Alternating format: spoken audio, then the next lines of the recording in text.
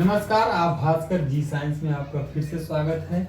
जैसा कि हमने आपको पिछले क्लास में बताया था, कोशिका का परिचय, इंट्रोडक्शन ऑफ सेल। सेल दो प्रकार का होता है, कोशिका दो प्रकार के होते हैं, यूकैरियोटिक और प्रोकैरियोटिक सेल होते हैं।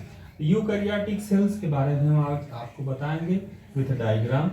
आपको यह यूकैरियोटिक सेल जो होता है यह आपका बेल मेंटेन होता है, यानी कि कोशिका एक प्रकार का आपका समझ लीजिए कि खुद का एक शरीर ही है।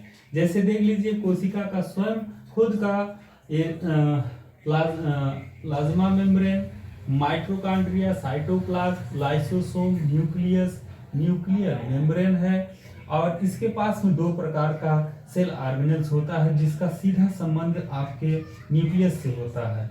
यह एक होता है रफ एंडोप्लाज्मिक रेटिकुलम, एक होता है स्मूथ एंडोप्लाज्मिक रेटिकुलम। इसके बाद में एक होती है मुख्य बॉडी, इसकी गोल्गी बॉडी होती है, राइबोसोम्स मुख्य अंग होते हैं। अब देखिए, यह यूकैरियोटिक सेल्स हुआ क्यों? इसलिए हुआ कि यूकैरियोटिक सेल्स में आपको हमने पिछले ही क्लास में बताया हुआ था कि यूकैरियोटिक कोशिका का जो न्यूक्लियस होता है यह बेल मेंटेन होता है, यानी बेल फार्म्ड होता है।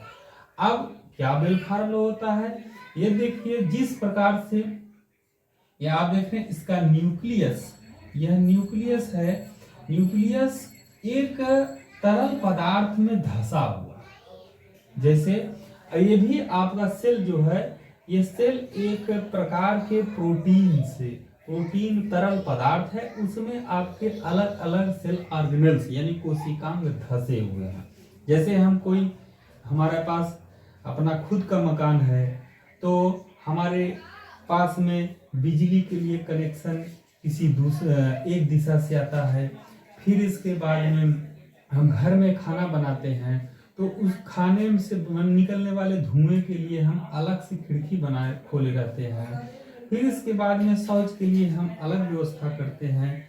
अपने घर से निकलने के लिए हम अलग दूसरी दिशा में रास्ता बनाते हैं। उसी प्रकार से एक कोशिका जो है, ये आपका एक समझ लीजिए घर ही है। देखिए, जिसमें माइटोकॉन्ड्रिया आपका क्या करता है, यह ऊर्जा का निर्माण करता है।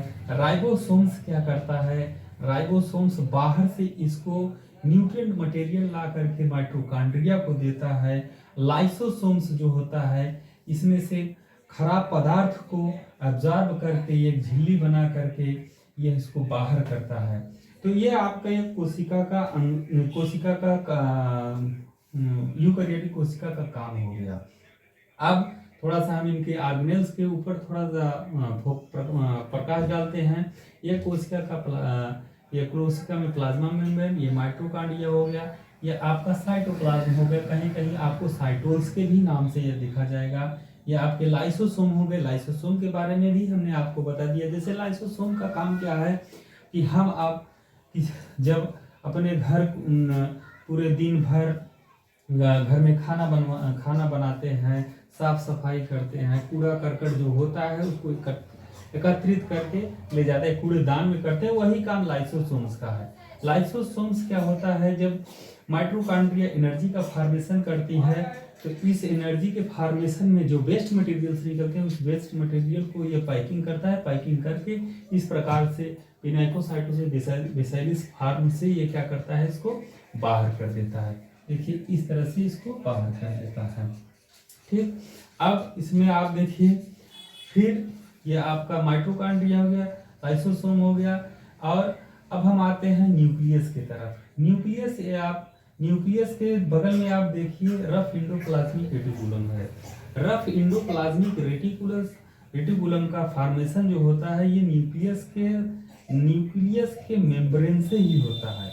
और ऐसे न्यूक्लियस के मेम्ब्रेन जो एंडोप्लाज्मिक रेटिकुलम बनाते हैं, उन एंडोप्लाज्मिक रेटिकुलम पर क्या हो, ये राइबोसोम्स उस पर धंसे हुए, इम्बेडेड हो, तो उनको हम कहते हैं रफ, यानी खुरदुरा।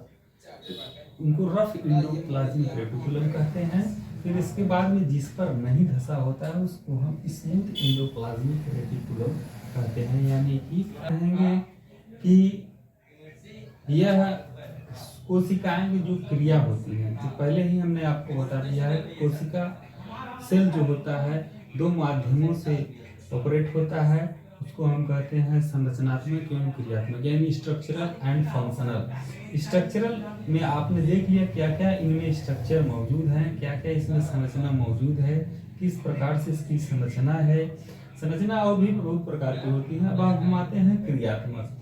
तो अब इस क्रिया को कौन कमांड करता है, कौन संचालित और नियंत्रित करता है। संचालन और नियंत्रण का काम सीधा सीधा न्यूक्लियस का होता है, यानी केंद्रक का। और न्यूक्लियस में क्या होता है, न्यूक्लियस में जो क्रोमोसोम होते हैं उनका होता है, क्रोमोसोम में जो डीएनए होते हैं उनका होता है, डीएनए में जो जीन्स होता है उनका होता है। उनका काम होता है कि कोशिका में किस प्रकार के प्रोटीन की कमी हो रही है या किस प्रकार के प्रोटीन की अधिकता हो रही है।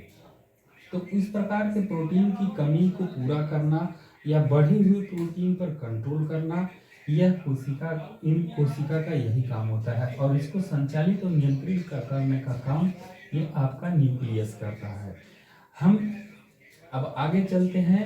अब कोशिका जो इसमें आपको हम नेक्स्ट वीडियो में बताएंगे, नेक्स्ट क्लास में बताएंगे कि यह किस प्रकार से यह कोशिका जानती है, न्यूक्लियस जानता है कि किस प्रकार का हमको प्रोटीन बनाना है, कि आदमी जिस जीव के शरीर में यह कोशिका है उसको न्यूट्रिएंट मटेरियल की कमी हो रही है, कि वो बीमार हो रहा है, या उसको फैट की ज़रूरत है या लिपिड की ज़रूरत है या विटामिन की ज़रूरत है, क्या इस प्रकार से इस जीन को सारी जानकारी होती है। ये जीन एक प्रकार का आपका समझ लीजिए एक कंप्यूटर होता है जिसको सारी जानकारी होती है, प्री लोडेड होती है।